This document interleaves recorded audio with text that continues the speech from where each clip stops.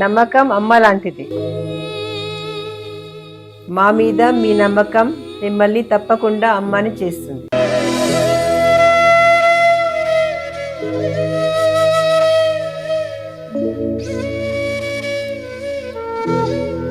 నేడు ఎంతో మంది మా మీద నమ్మకంతో అమ్మాయారు.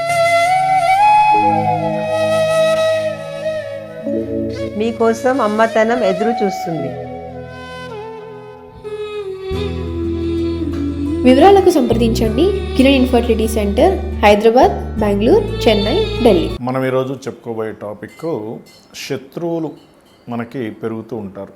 సో ఆ శత్రువులు మనం జన్మించిన లగ్నాన్ని బట్టి, మనం పుట్టినటువంటి నక్షత్రాన్ని బట్టి, మనకి పూర్వజన్మలో ఉన్నటువంటి కర్మలను బట్టి రుణము, రోగము, శత్రువులు ఏర్పడుతూ ఉంటారు.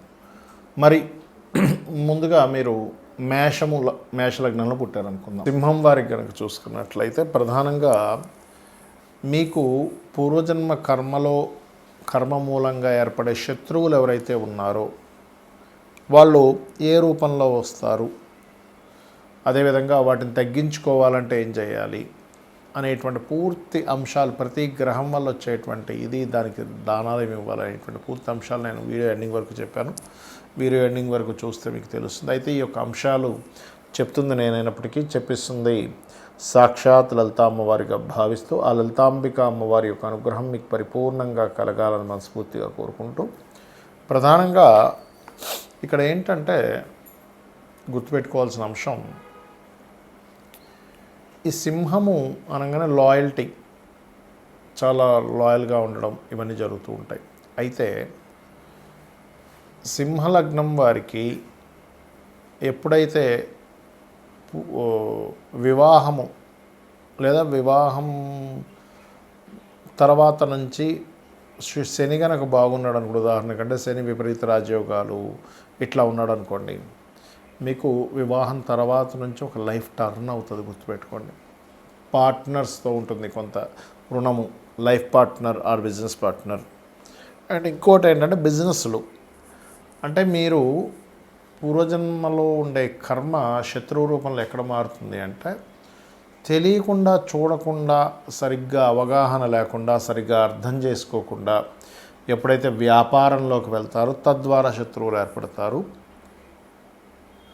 జీవిత భాగస్వామి యొక్క రిలేషన్స్ వల్ల కొంత శత్రువులు ఏర్పడడం జరుగుతూ ఉంటుంది సింహలగ్నం వారికి. సో అయితే ఇక్కడ ఏంటంటే పూర్వజన్మ కర్మ అనేటువంటిది జీవిత భాగస్వామి విదేశాలకు వెళ్ళి రావడం వల్ల సూపర్గా యాక్టివ్ అవుద్ది, కూడా పాజిటివ్ యాక్టివ్ కూడా జరుగుతుంది దానివల్ల. అది కూడా ఉంది, అందులో ఎటువంటి సందేహం లేదు. అయితే ఇక్కడ మీరు అర్థం చేసుకోవాల్సింది ఏమిటి అంటే, ఇది ప్రధానంగా ఈ ఎప్పుడైనా సరే ఒకటే గుర్తుపెట్టుకోండి, మీరు నువ్వులు అంటే మీకు మీ జీవిత భాగస్వామి యొక్క రిలేషన్స్ వల్లే, మ్యారిటల్ లైఫ్ వల్లే శత్రుత్వాలు ఏర్పడుతున్నాయంటే నువ్వులు ఎక్కువగా దానం ఇవ్వండి. అలా కాదండి వ్యాపారాల వల్ల అవుతుంది, నాకు వ్యాపారంలో శత్రువులు పెరిగిపోయాయి అనుకుంటే బుధుడికి సంబంధించిన అంటే పెసలు దానంగా ఇవ్వడము, బుధరాశుల్లో ఉండేటువంటి గ్రహాలకు సంబంధించిన దానాలు ఇవ్వడం చేయండి. అప్పుడు ఖచ్చితంగా మీకు బాగుంటుంది. అయితే ఇక్కడ ఏంటంటే ఒక్కొక్క లగ్నానికి కొన్నిసార్లు 6th హౌస్ అయితే, కొన్నిసార్లు 11th హౌస్, కొన్నిసార్లు 2 హౌజెస్ అని చెప్పాను. ఇక్కడ 6వ అధిపతి అయితే డైరెక్ట్గా మనం లగ్నం నుంచి లెక్క పెట్టుకొని 6వ స్థానం ఎవరో దానికి దానం ఇచ్చేస్తాము.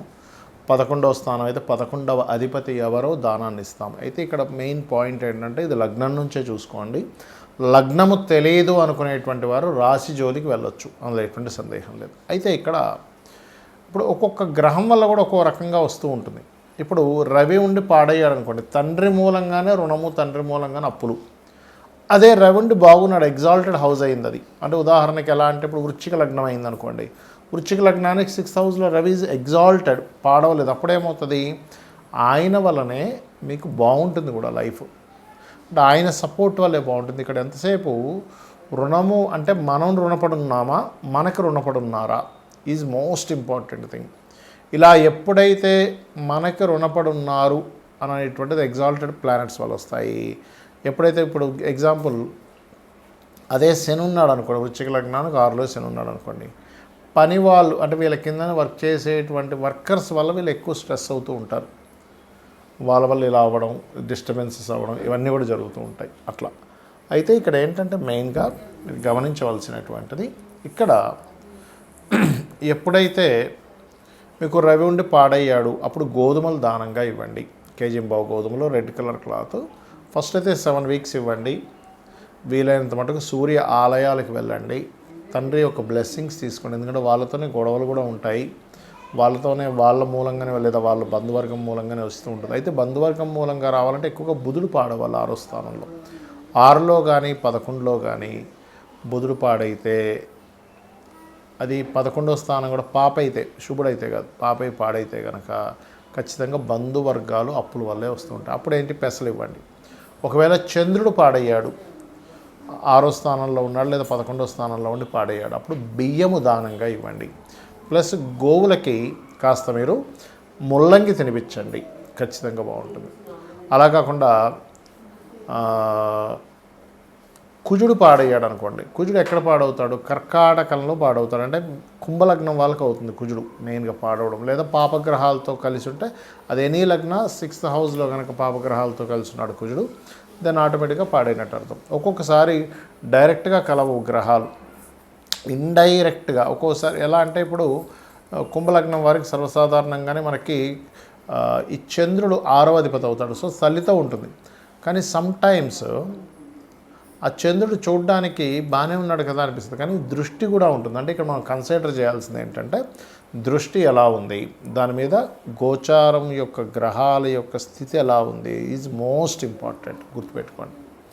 ఈ రకంగా చూసుకోవాలి.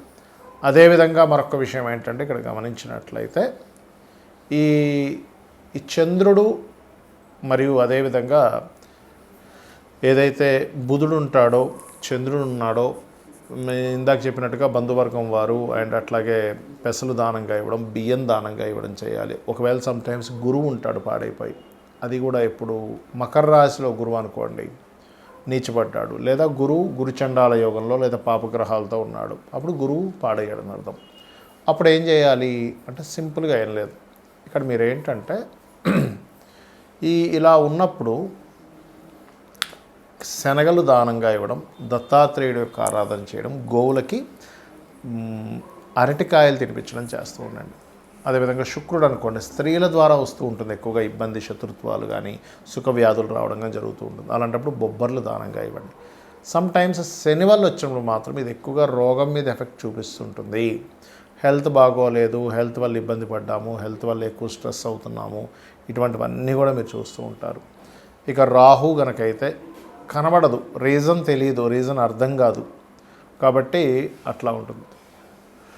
అండ్ అలాగే మరొక విషయం ఏంటంటే ఇక్కడ గమనించినట్లయితే కేతు గనకైతే కూడా, రాహుకేతులు ఇద్దరు కూడా అంటే సస్పీషియస్గా ఎవరు చేస్తున్నారో అర్థం కాదు, శత్రుత్వం అట్లా ఏర్పడుతుంది. అలాంటప్పుడు మీరు రావి చెట్టు చుట్టూ ప్రదక్షిణాలు చేసుకోవడము, రాహుకేతువుల దగ్గర దీపారాధన చేయడము. ఒకవేళ కేతువు ద్వారానే మీకు ఇబ్బంది వస్తుంది అన్నప్పుడు పర్టికులర్గా గణపతి ఆలయాలకు వెళ్ళడము, ముఖ్యంగా మనకి కాణిపాకం ఉంది, కాణిపాకం వెళ్ళడం, ఇటువంటివి చేస్తూ ఉండాలి.